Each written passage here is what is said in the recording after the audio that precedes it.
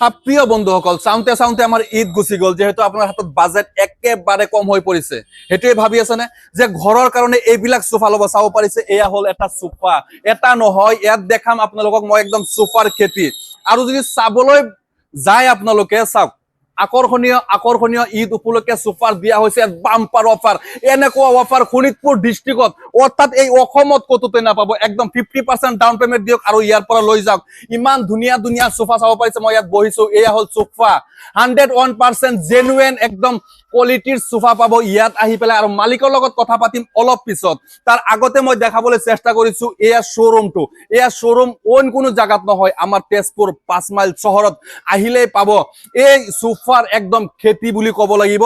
খেতিতকে ডাঙৰ এটা ইণ্ডাষ্ট্ৰি বনাই থৈ দিছে। এয়া হ'ল সোফাৰ খেতি। চাব পাৰিছে, এয়া আকৰ্ষণীয় সোফা। আপোনাৰ ৰুমত যিকোনো ধৰণৰ সোফা লাগে, এনেকুৱা ডাঙৰ সোফা লাগে নে আপোনাৰ ঘৰত বিচাৰিছে, পাব। লগতে চাওক, এনেকুৱা টুল বক্স পাব সোফাৰ লগত, এনেকুৱা এটা ডাইনিং টেবুল পাব সোফাৰ লগত। খালি এয়া নহয়, লগতে চাব পাৰিছে এয়া শোকেছ।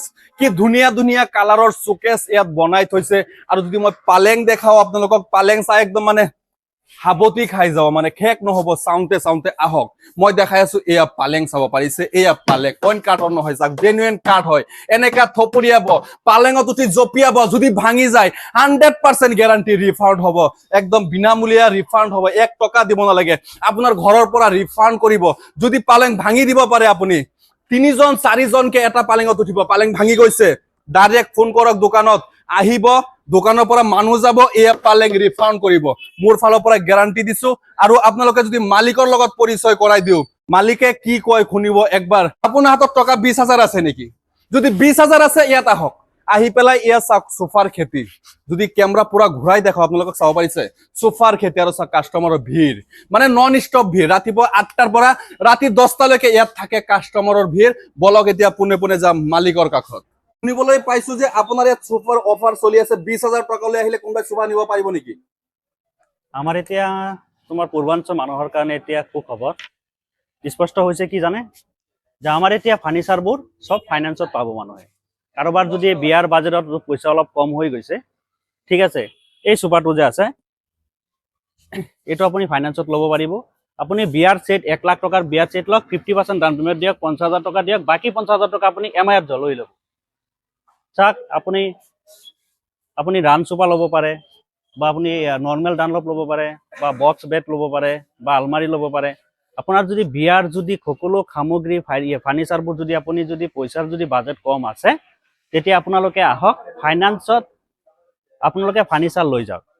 এই পূৰ্বাঞ্চলত ফাৰ্ষ্ট ফাইনেন্সৰ কামটো আমাৰ ইয়াত 5 মাইলৰ হাইস্কুলৰ ফ্ৰণ্টত আৰম্ভ হৈছে ফাইনেন্স। আপোনালোকে 50% পইচা লৈ আহক, বাকী 50% পইচা আপুনি ফাইনেন্সত দিব। বেংকৰ থ্ৰুত আমাৰ ফাইনেন্স হয়। আপুনি যদি 2 লাখ টকাৰ ফাৰ্নিচাৰ ল'ব বিচাৰিছে, তেতিয়া 1 লাখ টকা ডাউন পেমেন্ট দিব, বাকী 1 লাখ টকা আপুনি এমআইত লৈ ল'ব পাৰিব। যেনেকে প্ৰিণ্টাৰ গডৰেজ আছে, এই প্ৰিণ্টাৰ গডৰেজটো আপোনালোকে ফাইনেন্সত ল'ব পাৰিব। আলমাৰীৰ পৰা আৰম্ভ কৰি এই সকলো ধৰণৰ ডানলপ আছে, শোকেছৰ পৰা আৰম্ভ কৰি চেগুনৰ বক্স পালাঙৰ পৰা আৰম্ভ কৰি সব পাব আপোনালোকে অকল 50% ডাউন পেমেন্টত। বেছি নালাগে। আপোনাৰ বিয়াৰ বাজেট বিয়া হৈছে, বিয়াৰ কাৰণে বাজেট নাইকিয়া, ফাৰ্নিচাৰ ল'ব বিচাৰিছে, তেতিয়া আপোনালোকে 50% ডাউন পেমেন্ট আহি ফাৰ্নিচাৰ লৈ যাওক। যদি আপুনি কিবা এটা ফাৰ্নিচাৰ লৈছে, ফাৰ্নিচাৰত যদি কিবা ডিফেক্ট পাইছে, আমাৰ তাত মিস্ত্ৰীৰ পুৰা ছেটআপ আছে, আপোনালোকৰ ঘৰত গৈ আমি ফ্ৰী সাৰ্ভিস দি দিম। এইটো হ'ল চেগুনৰ পালেং। এইটো আপুনি মাত্ৰ আমাৰ তাত আপুনি 28,000ত পাই যাব। আপুনি ফাইনেন্সত ল'ব বিচাৰিছে, ফুল বক্স হয়, আপুনি মাত্ৰ 14,000 টকা ডাউন পেমেন্ট দিয়ক, বাকী 14,000 টকা আপুনি এমআইত মাৰি দিব, খেলা খতম। ইয়াৰ উপৰি আপুনি যদি বিয়াৰ কাৰণে পুৰা সেট ল'ব বিচাৰে, আপোনাৰ 1 লাখ টকা বাজেট হৈছে, 1 লাখৰ ভিতৰত আপুনি মাত্ৰ 50,000 টকা দিয়ক, বাকী 50,000 টকা আপুনি ফাইনেন্সত এমআইত একেবাৰে মাহেকীয়া কম কিস্তিত আপোনালোকে লৈ যাব পাৰিব। আৰু যদি কোনোবাই ভাবিছে যে মোৰ ভিডিঅ' থ্ৰুত আহিছে, আপুনি কি ডিসকাউন্ট দিব? যদি ফাৰুকদাৰ ভিডিঅ' চাই যদি কোনোবা কাষ্টমাৰ যদি আহে, যে ফাৰুকদাৰ ভিডিঅ' চাই আমি ফাৰ্নিচাৰ ল'বলৈ আহিছো বিয়াৰ সেটত, তাক এটা বিয়াৰ সেটত আমি 5,000 টকা ডিসকাউন্ট দি দিম। Direct 5,000 discount? ডাইৰেক্ট 5,000 টকা ডিসকাউন্ট দিম। তাক লাগিলে 1 লাখ টকাৰ মাল লওক, লাগিলে 70,000 টকা মাল লওক, তাক আপোনাৰ ভিডিঅ' চাই যদি কোনোবা আহে, তাক আমি 5,000 টকা ডিসকাউন্ট দিম। এই সোণালী সুযোগ নেহেৰাই পেলাই একবাৰ আপোনালোকে এই দোকান ভিজিট কৰক ভাই। আৰু কি কম, ইমান ধুনীয়া আকৰ্ষণীয় উপহাৰ দিছে, ইমান অফাৰ দিছে, মানে য'তে মই প্ৰমোট ভিডিঅ' মাৰিবলৈ যাওঁ তাতেই কিন্তু 2000 ডিছকাউণ্ট দিয়ে। আজি ফাৰ্ষ্ট টাইম চালো, মোৰ ভিডিঅ' চাই যদি আহে ডাইৰেক্টলি তেখেতে দিব 5000 ডিছকাউণ্ট। এইটো কি সঁচাকে থাকিব নে একদম ফেক?